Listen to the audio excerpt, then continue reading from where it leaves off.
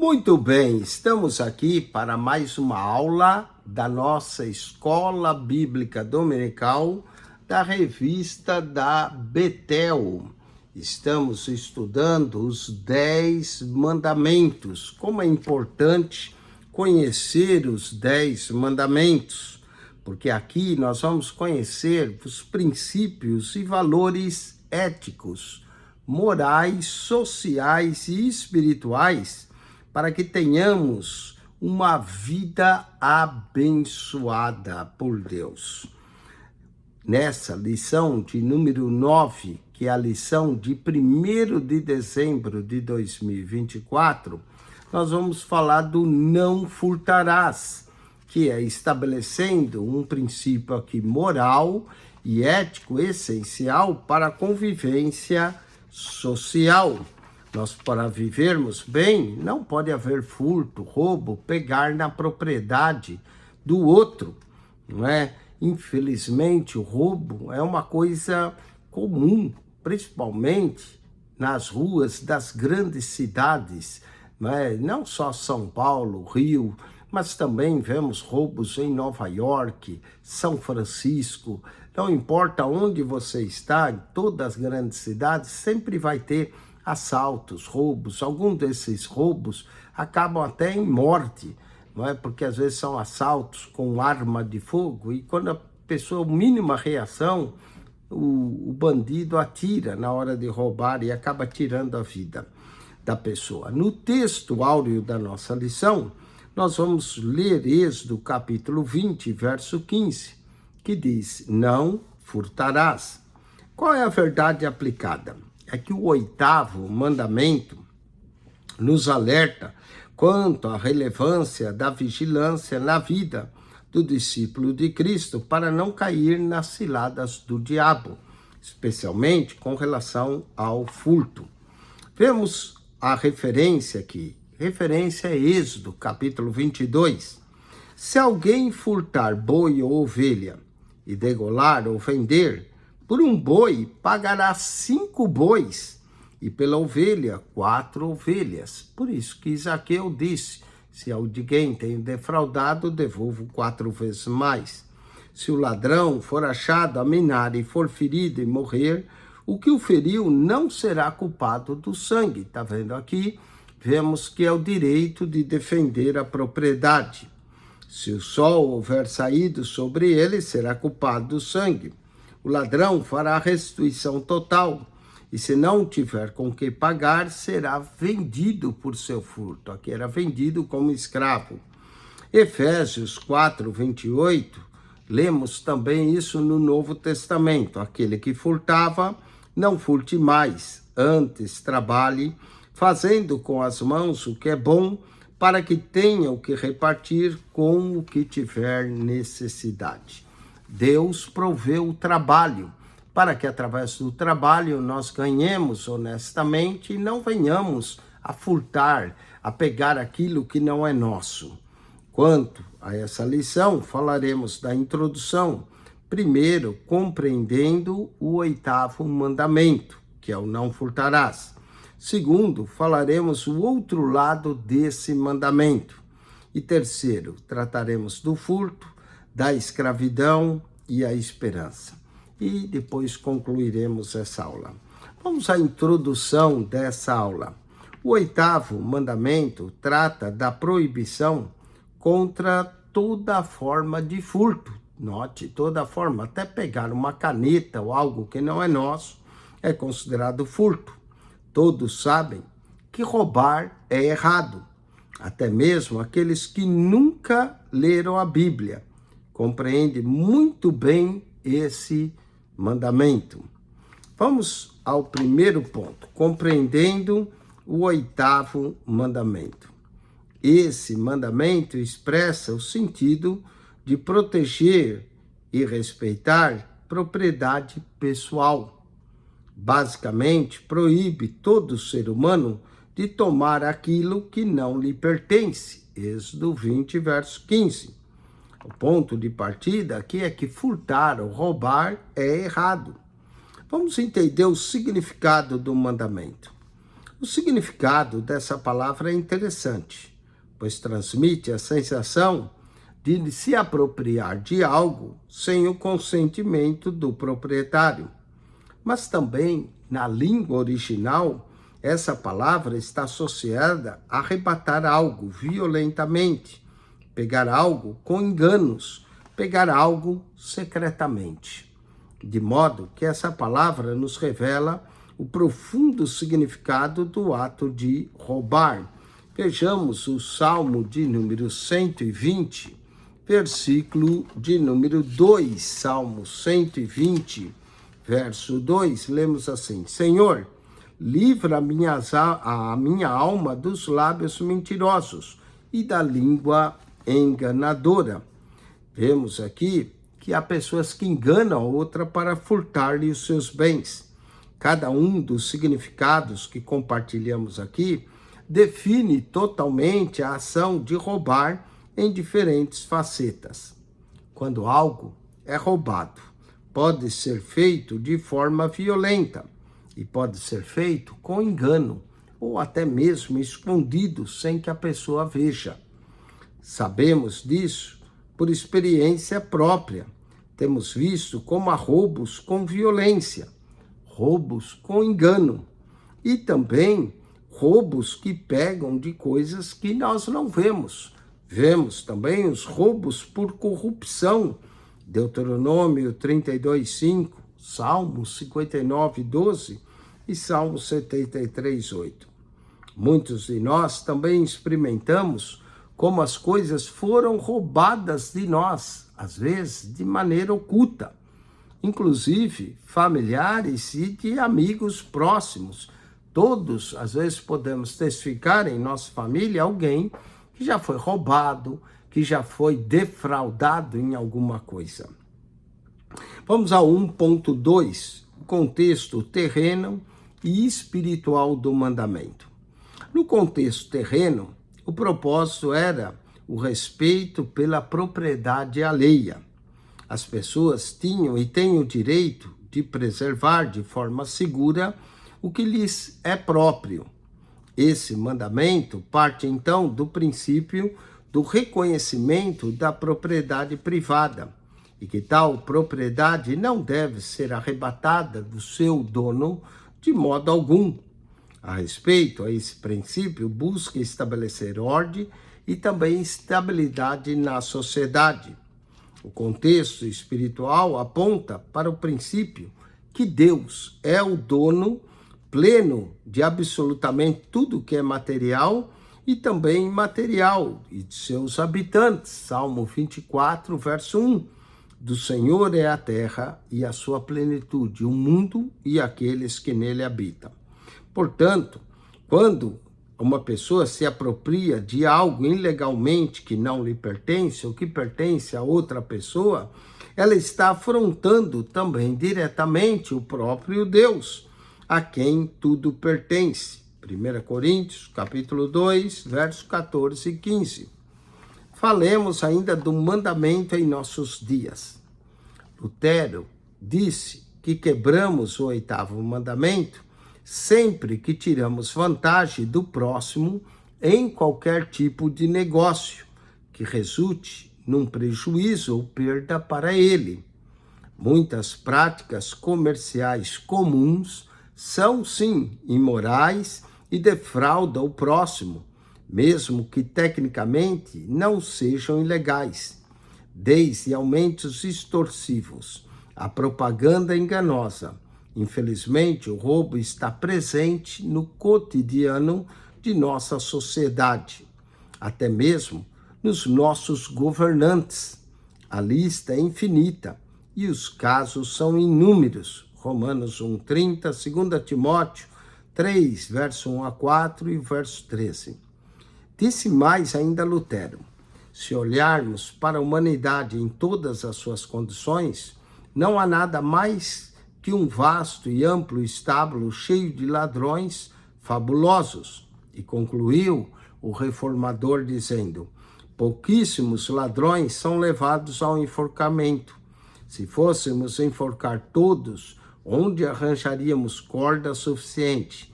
teríamos de fazer de nossos cintos e correios cordas para o enforcamento. Romanos capítulo 3, verso 10 ao 23. Todo roubo é uma falta de confiança na provisão divina. Sempre que tomamos algo que não nos pertence, negamos que Deus pode suprir aquilo e que tem capacidade de nos sustentar. Portanto, não existe razão para o roubo. Vamos ao 8º mandamento, expressa o sentido de proteger e respeitar a propriedade privada e pessoal. Falamos do outro lado do mandamento. O 8º mandamento chama a nossa atenção também para a honestidade em todas as esferas de nossas vidas. Se furtar é um agravo contra Deus, o contrário disso é cuidar para que sejamos honestos e que trabalhemos com nossas mãos, o que traz, por outro lado, o mandamento da nossa mordomia. Devemos cuidar da providência divina. Em termos de nosso relacionamento com Deus, entendamos que não somos donos de coisa nenhuma. Somos apenas mordomos, administradores, porque nada nesse mundo de fato nos pertence, nem mesmo a nossa própria vida. 1 Timóteo 6, 7. Algum dia daremos conta dessa vida para Ele, para Deus, que nos deu ela temporariamente. Levítico 25, verso 23. E Lucas 12, 20. Essa noite pedirão a tua alma, e o que tens preparado, para quem será? Porém, em termos de nossa vida horizontal e de nosso relacionamento com os demais, podemos reclamar alguma coisa como estando sobre nossa responsabilidade ou sobre o nosso cuidado, porque Deus nos deu direitos sobre elas. Assim como deu direito a nós, deu também aos outros. E como bons dispenseiros de Deus, devemos não somente cuidar daquilo que nos foi entregue pelo Senhor, devemos também proteger e zelar por aquilo que pertence aos demais, principalmente aquilo que pertence aos nossos irmãos. No 2:2, falemos ainda do amor a Deus e ao próximo. O mordomo é alguém que cuida da propriedade de outra pessoa. Lucas 12, versos 42 e 43. Ele não tem a liberdade de usar de forma que melhor lhe convém. Deve simplesmente administrá-la de acordo com as intenções de seu Senhor.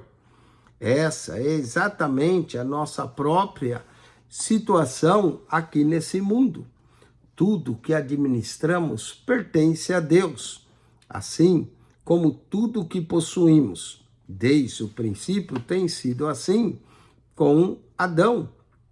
Ele nos deu a sagrada confiança de cuidar dos seus bens. Adão estava ali para cuidar da terra, para guardá-la, para preparar a terra, queria produzir frutos. Gênesis 2, verso 15. Estamos nesse mundo para melhorá-lo, não para furtar. É também furtar, devemos proteger e cuidar e valorizar o que é nosso e o que é do próximo. Tudo que Deus lhe deu. Marcos 12, 33 e Gálatas 5, verso 13 a 14. Para isso, Deus deu trabalho e nós devemos trabalhar com labor. Bons mordomos devem trabalhar, porque a preguiça conduz à pobreza. E a pobreza pode ser um trampolim para o furto. Provérbios 6, 10 a 11 e Provérbios 30, verso 8 a 9. A maneira objetiva de evitar a tentação de furtar é trabalhar de modo honesto, com o objetivo de alcançarmos uma independência financeira. 1 Tessalonicenses 4, 11 a 12. O bom mordomo é liberal. Entende que repartir é proporcionar a outras pessoas para que elas também tenham aquilo que precisam. A atitude do ladrão é pegar o que não é seu, não é? Ou furtar aquilo que é nosso. O egoísta diz: o que é meu, vou guardar. Mas o bom mordomo pensa diferente. Pensa com atitude espiritual. O que é meu é de Deus. E o que é meu é de Deus e está sobrando, eu vou compartilhar. Nós cristãos somos diferentes. Andamos muitas vezes na contramão do mundo, pois sabemos que fomos chamados para viver de forma honesta e generosamente. O 8º mandamento chama nossa atenção para a honestidade em todas as esferas da vida. No ponto 3, o furto, a escravidão e a esperança. O furto faz parte de uma inclinação da natureza pecaminosa. É também um tipo de escravidão que prejudica o próximo, que só pode ser tratado pelo milagre da salvação em Cristo. João 8, verso 36. Por que as pessoas roubam? Os mandamentos foram dados porque o ser humano é pecador por natureza. E uma das características mais evidentes dessa natureza é o egoísmo. Um egoísmo que leva à cobiça. A cobiça excessiva e a inveja, os dois principais motivadores de roubar. Assim como o assassinato e o adultério, o roubo também é uma ação e uma condição do coração humano. 1 Reis 21, verso 1 a 17. Faz parte da natureza pecaminosa, que quando não é tratada por Deus através de um novo nascimento, pode sim, como um vulcão, entrar em erupção a qualquer motivo. Marcos 7, verso 21 a 22, Jesus fala o que está no coração dos homens e o furto está lá. Gálatas 5, 19 a 21. Portanto, o furto é também obra da carne. Vários, então, são os motivos que causam o coração egoísta do ser humano e para levá-lo à tendência de roubar.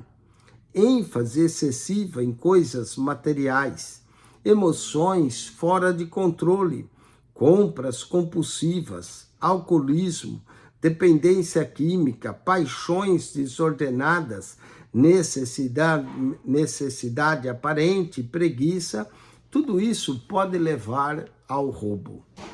Quem rouba é escravo do diabo. Todo ser humano sabe instintivamente que pegar algo que não lhe pertence é roubo. E roubar é uma atitude diabólica. O diabo, o ladrão, não vem senão para roubar, matar e destruir. João 10, 10. Mas na prática parece que as pessoas ignoram essa verdade. Aceitam correr o risco e cada vez aumentam suas convivências com o diabo. Efésios 4, 27 e 28. Aquele que furtava, não furte mais, antes trabalhe com as mãos. 1 João 3, 8 nos fala do pecado. E todo o que peca é filho do diabo. A Bíblia revela que aquele que ainda não nasceu de novo e adota uma conduta moral contrária à vontade de Deus, está vivendo de acordo com o diabo. A falta de justiça e de amor atesta a ausência da conversão e um viver como filho de Deus. 1 João 3,10. A missão do diabo é tríplice: roubar, matar e destruir. Essa é sua característica. E aqueles sobre os quais ele exerce autoridade, seja por pacto, seja por tentação, por sujeição ou até mesmo por possessão, portarão consigo as características dessa influência e dominação maligna destrutiva. Nem tudo está perdido. No Novo Testamento, temos o grande exemplo de Zaqueu. Ao arrepender de seus pecados, Lucas 19, 8, o verdadeiro arrependimento provocou-lhe o desejo de fazer o que era certo e de reparar os erros cometidos.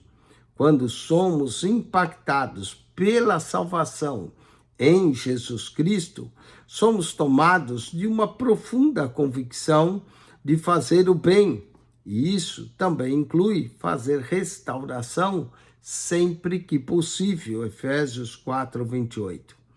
Todos aqueles que em sua maldade roubam somente, não somente a pessoa, mas também a Cristo. E podem, em Cristo, encontrarem perdão se arrependerem. Cristo nos trouxe salvação e transformação. Só Cristo, através do Espírito Santo, pode mudar e alterar nossos desejos materialistas de querer e possuir aquilo que não é nosso, aquilo que é dos outros. E tem, muitas vezes, desejos no homem caído, desejos e impulsos impuros, mas Deus pode nos dar desejos e impulsos piedosos, de respeitar o bem dos outros e de não tomar jamais aquilo que não nos pertence. Vamos ao ensino aqui que nós tiramos disso. O furto faz parte de uma inclinação da natureza pecaminosa. Portanto, aquele que furta está pecando. Vamos à conclusão. O 8º mandamento é muito claro para todos nós. Sabemos que o furto ou aquisição ilegítima de propriedades alheias, além de prejudicar o próximo, se torna uma abominação ao Senhor. Tenhamos cuidado para que não venhamos a furtar nada e nem através de situações comerciais onde venhamos defraudar o nosso próximo.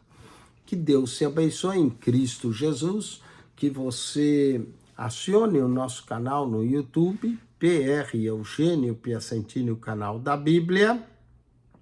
Entre lá, clique no playlist e você vai notar ali um total de 246 pastas com mais 7.200 vídeos. Semana que vem, estudaremos a lição de número 10, aonde vamos falar do não dizer o falso testemunho contra o teu próximo, que é o 9º mandamento. Devemos falar a verdade, e ela é fundamental para a confiança e integridade nas relações humanas. O falso testemunho, às vezes, podia ser dado para incriminar uma pessoa, ou para levar uma pessoa à morte. E nós devemos tomar esse cuidado que nunca tenhamos parte em falsos testemunhos. Bom, espero que você tenha gostado da lição de hoje. E se você não assinou o nosso canal, subscreva. PR Eugênio Piacentini, o canal da Bíblia. Deus te abençoe em Cristo Jesus. Amém e amém.